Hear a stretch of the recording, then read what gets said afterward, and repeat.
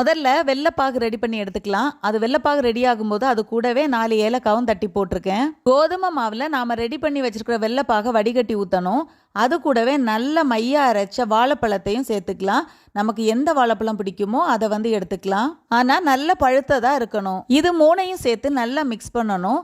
தேவைக்கு ஏற்ற மாதிரி நம்ம வெள்ளைப்பாகை சேர்த்துக்கலாம். இது இன்னும் திக்காக தான் இருக்கு. இன்னும் கொஞ்சம் வெள்ளைப்பாகு சேர்த்து மிக்ஸ் பண்ணி எடுத்துக்கணும். தோசைக்கல்ல அடுப்புல வச்சு நெய் விட்டு அது கொஞ்சம் சூடானதும் ஒரு கரண்டி மாவு எடுத்து ஊற்றணும். ரொம்ப மெல்லிசா ஸ்ப்ரெட் பண்ண வேண்டாம், கொஞ்சம் திக்காவே இருக்கட்டும். முதல்ல அடுப்பை மீடியம் ஃப்ளேம்லையும் அதுக்கப்புறம் ஸ்லோ ஃப்ளேம்லையும் வச்சு மெதுவாக குக் பண்ணி எடுக்கணும்.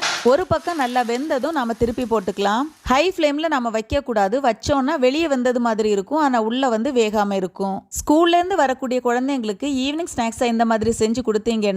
வாழைப்பழம் பிடிக்காதுன்னு சொல்ற குழந்தைங்களும் விரும்பி சாப்பிடுவாங்க. இது கூடவே வேற நட்ஸ் ஏதாச்சும் வேணும்னாலும் நம்ம சேர்த்துக்கலாம். குழந்தைங்க மட்டும் இல்ல, பெரியவங்களுக்கும் இது ரொம்ப பிடிக்கும். நல்ல டேஸ்டா இருக்கும். ட்ரை பண்ணி பாருங்க.